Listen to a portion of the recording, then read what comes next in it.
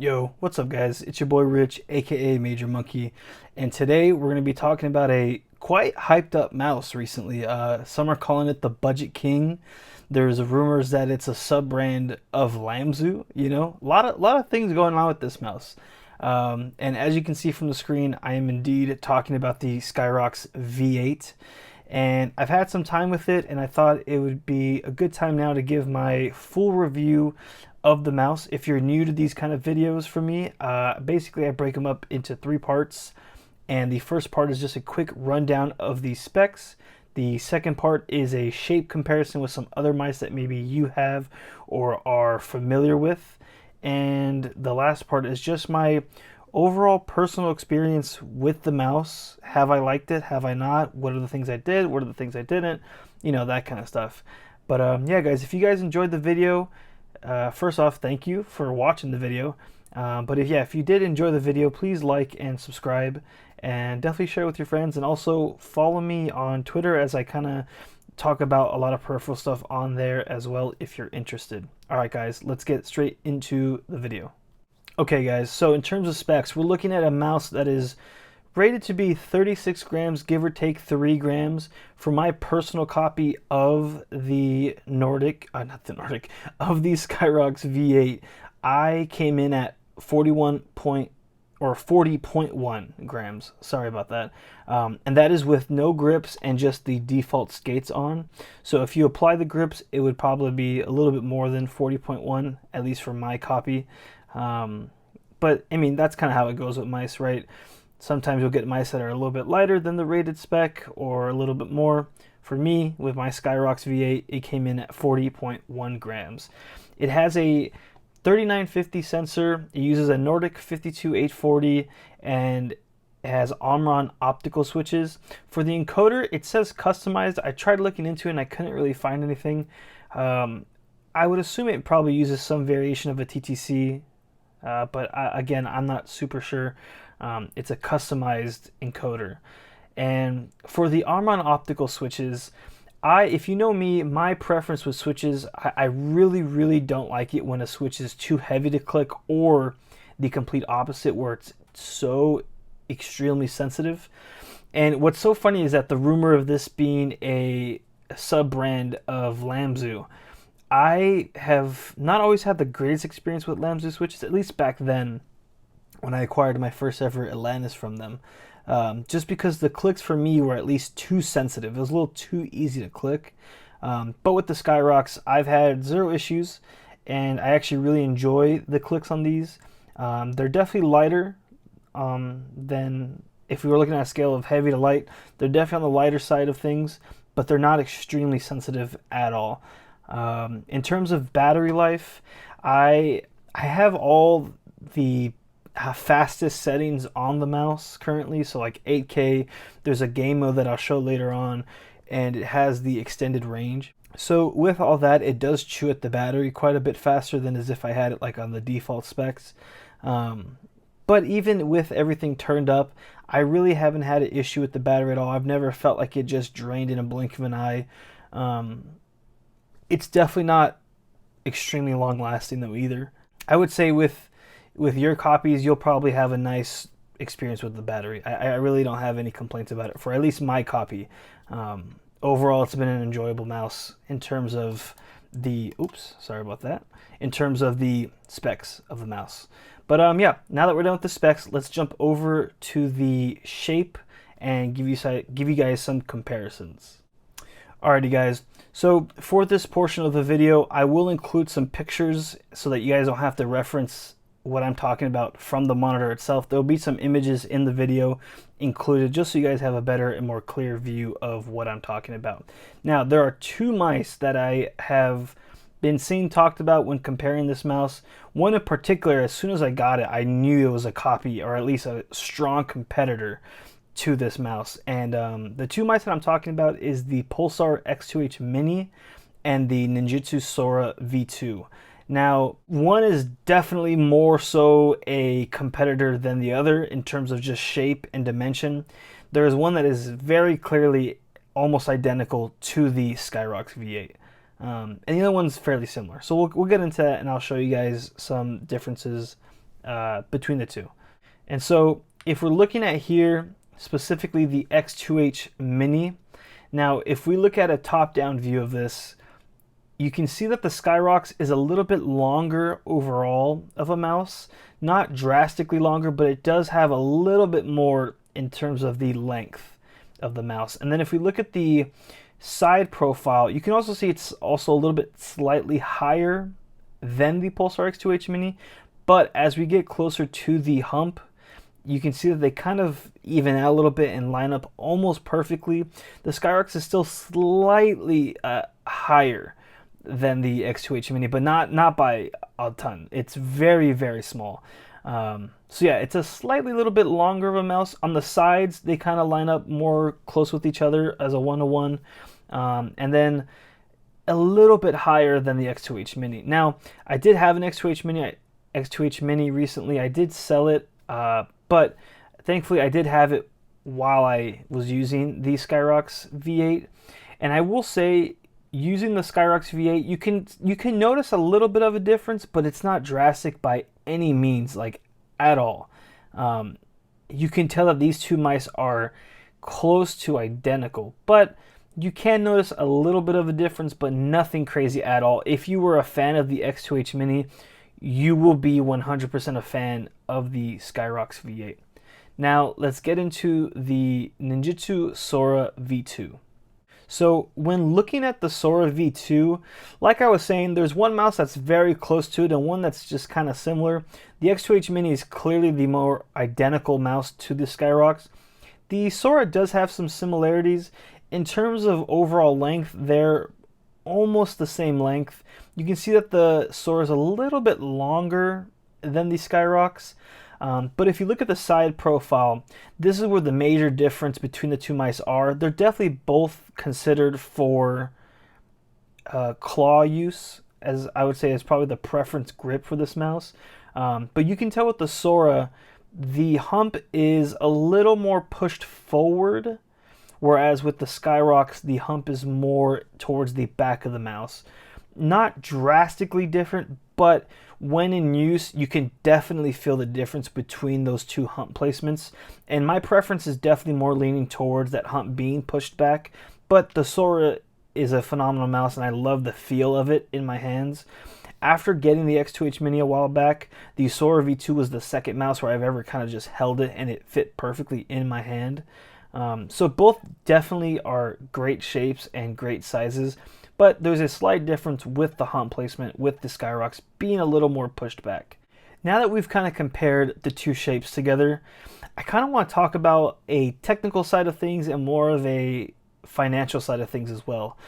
If you're someone that doesn't have any of these three mice and you're looking at getting one of these three mice, I kind of just wanted to go in and compare them a little bit and just kind of give you more of a clear decision making when it comes to that. And in my honest opinion, the Scyrox V8 clears both of the mice. And so let's get into the X2H Mini, right? So the X2H Mini, for my copy that I had, was around 54 grams for the mouse. And I mean, if you're comparing the weight, I mean, that's almost that's a little over a double-digit difference in weight. And if you're looking at cost, the Scyrox is coming around 70 bucks, including shipping. It's probably around like $80 or so. But then if you're, comparing like the specs of it, right? The Scyrox has a much newer sensor with a 3950, and it has 8K right out the box. I mean, you're looking at a mouse like this that's only $80. It's lighter, has newer specs, faster polling rate. And then you're looking at something like the X2H Mini, which by default only comes with 1K polling rate. You have to actually buy an additional dongle to not even get 8K, but you only get 4K with it. And when you purchase the dongle, you're looking at almost $100, maybe a little bit over $100. And so the Scyrox for me is just a clear winner. Now, the Pulsar mice might feel a little bit more premium and better feeling just because it's a more premium mouse. This is a Chinese budget mouse. If you're expecting some sort of crazy premium feel to it, you're not going to get that. But what I will say though is, for a budget mouse, it feels super solid. I mean, I have zero issues with the build quality of the mouse. And so for me personally, I think it just clears the X2H Mini, like hands down. Even with the new upcoming V3 versions of the X2H, they haven't announced the mini specs, but I'm assuming they're going to be fairly similar to the X2H that they've already showcased. And again, for some reason, Pulsar is not including 8K right out the gate. It's 8K compatible, but you're going to have to get a dongle for it, and that's going to be an additional cost. And so that's already in the hundreds of dollars. And so again, it's just going to be more expensive for a mouse that is way cheaper, and it's just going to perform the way you want it right out the box. No extra dongles, lighter. You know what I mean? Like, it just doesn't make sense for me. And then if we look at the Sora V2, the Sora V2 I think is even in a worse state than the Pulsar mice in terms of the fact that, sure, in weight, it's fairly similar to the Scyrox V8. They're very similar in weight. But the Sora has a 3395 and the Scyrox has a 3950 sensor. So it has a newer sensor. The price of the mouse is way different. I mean, you're looking at a $70 mouse, $80, I guess, with shipping and everything. And then you're looking at the Sora, where with shipping, it might be close to $120. And so just that alone is already enough for me to pick the Scyrox. But then you have to look at the polling rate. Again, out of the box has 8K. The Sora V2 out of the box is only 1K. And they don't even have a separate dongle to purchase yet. They have leaked and rumored and showcased a picture of an 8K dongle, but as far as I know, there still isn't any news on that. And so you're looking at almost a $120 mouse without a dongle, and then you have to buy that dongle, and that's probably going to be around $15 to $20. So you're looking at $135 to $140, double the price of this, double the price of just a better mouse, I think. So to me, there just really isn't any sort of conversation to maybe why you might want to get the other mice. If you just are a diehard Sora fan, sure, and you already have a Sora, I guess, you know, just wait for the dongle to maybe come out one day. Or if you just really are a diehard Pulsar fan, then go with that. But man, even then, I still think for the long run, you would be better with the Scyrox just because of the value that it gives. And you can honestly probably sell those mice if you have it already. Get it, and then probably get more than half of what this costs, and then get this mouse. Like, you know what I mean? Like, it just, I don't know. Scyrox, clear winner for me. Let's get into now the final part of the video, which is just my overall personal experience using the mouse. Alright guys, so first off, I just wanted to showcase the web browser hub, and that's right, I did say web browser hub. I'm a huge fan when companies go this route instead of something like the G Hub or the Razer Synapse, where it's a application you have to download and install and all that nonsense. Scyrox nailed it with their hub. It's very simple, very straightforward. Everything you need is right here. You have things like your DPI setting, your polling rate, lift-off distance, long distance mode, game mode, which are the two things that I have toggled on here that do chew at the battery more, but I just prefer to have them on. If it helps the mice, then I'm going to have it on. But yeah, just everything you need is straightforward. It's right here for you, and I really appreciate that. Now, with the Scyrox V8, I have been playing games like Deadlock, things like The Finals, and Valorant, and I feel like those are three pretty different games. And so it allows me to have a kind of a better broad experience of the mouse and its capabilities. And in every game, I have had zero issues with the mouse. I mean, it's been such a good time using it. I have not had a single issue with this mouse. I've also used it with a couple different pads. I've used it with an Artisan Hien, I've used it with an Artisan Zero, and I'm currently using the new Jupiter Pro from Lethal Gaming Gear. And the mouse has felt fine in every single one. No issues, no pads ever given it a problem. It's felt phenomenal. Probably my favorite feeling one is with the new Jupiter Pro. I can't wait. I did a little first impressions of this pad, and I can't wait to give a review for it, because Dude, this pad is crazy. But we're not talking about the pad right now. We're talking about the Scyrox V8. And the Scyrox V8, man, if you have the money or if you have some mice that you can sell that are similar to this, sell those freaking mice. Get this. When people call it a budget king, I absolutely agree with it. Absolutely 100% agree with it. I've had a fantastic time with the mouse. The only negative thing I have had with the mouse was, and I don't even really think it's Scyrox's fault, but I did have an issue with the middle skate for the sense around the sensor. For some reason, those skates were like infused with the paper that came with the skates that they were applied on.